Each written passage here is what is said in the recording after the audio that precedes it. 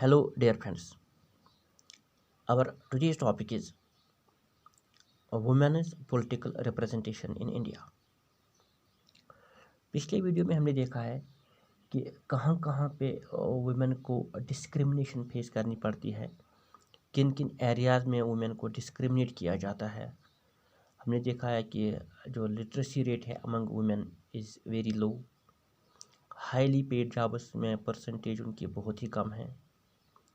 Women जो है वो आज भी डोमेस्टिक वायलेंस का शिकार होती हैं और हिंदुस्तान में आज भी बहुत सारे ऐसे एरियाज़ हैं, पर्टिकुलरली रूरल एरियाज़, जहाँ पे पेरेंट्स जो हैं they prefer to have male child, they prefer to have sons, और वहाँ पे जो लड़कों को ज़्यादा अहमियत दी जाती है। And so far women's political representation is concerned, तो यहाँ पे भी जो परसेंटेज ऑफ वुमेन जो है, जो प्रपोर्शन ऑफ वुमेन जो है वो बहुत ही कम है। मीन्स यहाँ भी जो वुमेन को नज़रअंदाज किया गया है, यहाँ भी इसको डिस्क्रिमिनेट किया गया है। इन इंडिया जो पॉलिटिकल रिप्रेजेंटेशन ऑफ वुमेन जो है वो बहुत ही कम है। The political representation of women had been very poor in the Indian legislatures, even in the cabinet the number of women ministers is very low. अगर women को डिस्क्रिमिनेशन से ऊपर लाना है, अगर इससे बचना है, अगर वुमेन को अपलिफ्ट करना है, तो सबसे पहले more and more women should be politically empowered. इनको पॉलिटिकली एम्पावर करने की ज़रूरत है, तब जाके वो अपलिफ्ट हो जाएगी। ज़्यादा से ज़्यादा वुमेन को एज इलेक्टेड रिप्रेजेंटेटिव्स के तौर पर सामने लाना होगा। लेकिन हम बात करते हैं वुमेन को इलेक्टेड रिप्रेजेंटेटिव्स बनाने की, लेकिन इंडिया में सबसे बड़ी जो दिक्कत है, जो सबसे बड़ी जो प्रॉब्लम देखने को मिल रही है, वो है कि जो proportion of women in legislatures is very low. जब हम देखते हैं 2014 में सिर्फ 12% जो है वुमेन परसेंटेज, जो वुमेन प्रपोर्शन जो है इन लोकसभा में जो 2014 में हम देखते हैं, वो सिर्फ वुमेन परसेंटेज वहाँ पे प्रपोर्शन 12%, तो 12% MPs थी 2014 में लोकसभा में। और स्टेट्स में हम देखते हैं कि इससे बुरी हालत है, सिर्फ 5% इन स्टेट असेंबलीज़।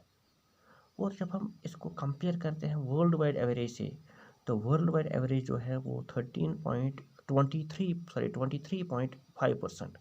तो हम इससे बहुत ही पीछे हैं। लेकिन ऐसा भी नहीं है कि इस प्रॉब्लम का कोई सलूशन नहीं है, कोई हल नहीं है। इसके लिए कुछ सलूशन है, कुछ स्टेप्स लेने की ज़रूरत है। और सबसे पहले क्या करना है, एक लीगल प्रोविज़न होना चाहिए, एक legal provision to have a fair proportion of women in elected bodies. जिस तरह हमने देखा है कि 1992 में आइन को अमेंड किया गया है, कॉन्स्टिट्यूशन को अमेंड किया गया है, आइन में तरमीम की गई है, और हम देखते हैं कि लोकल गवर्नमेंट बॉडी जो है, specially rural local bodies and urban local bodies, वहाँ पे जो सीट्स को रिजर्व रखा गया, 1/3 सीट्स जो है they are reserve for women.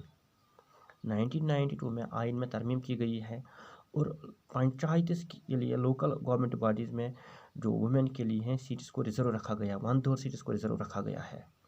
तो इससे क्या हम देखते हैं, इससे ये फ़ायदा हुआ है कि 10 लाख फीमेल्स जो हैं वो एम्पावर हुई हैं, 10 लाख फीमेल रिप्रेजेंटेटिव सामने आ गई है, और इसमें उनमें हम देखते हैं कि एक एम्पावरमेंट, एक अपलिफ्टमेंट देखने को मिला है। And this has helped in increasing women's representation in panchayats and municipalities।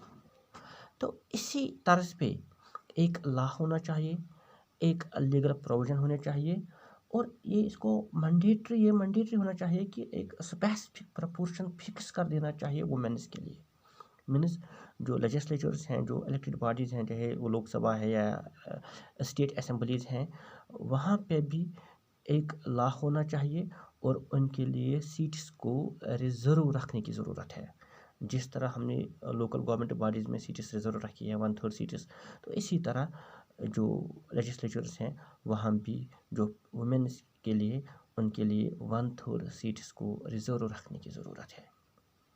क्योंकि जब वुमेन ज़्यादा से ज़्यादा पॉलिटिकली एम्पावर होगी, जब उनको ज़्यादा से ज़्यादा पॉलिटिकली एम्पावर किया जाएगा, तो डेफिनेटली उनके मसाइल उजागर होंगे और उनमें अपलिफ्टमेंट देखने को मिलेगा। जिस तरह लोकल गवर्नमेंट बॉडीज़ में 1992 के बाद उनके लिए सीट्स को रिजर्व रखा जाता है, तो इसी तरह demand for similar representation in Lok Sabha and state assemblies. लेकिन ऐसा भी नहीं है कि इसके लिए जो पहले बात नहीं हुई है, इसके लिए इकदाम नहीं उठाए गए हैं।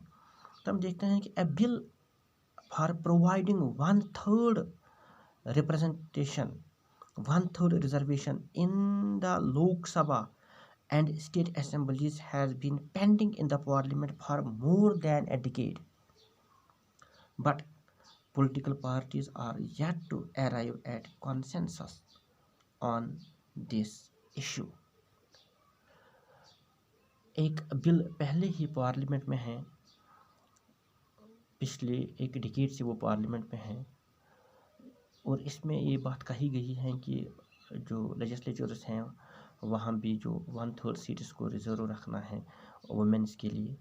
लेकिन इस पे अभी कोई फैसला नहीं हुआ है, लेकिन बिल पार्लियामेंट में मौजूद है और आने वाले वक्त में हम देखेंगे कि इस बिल पे क्या होगा।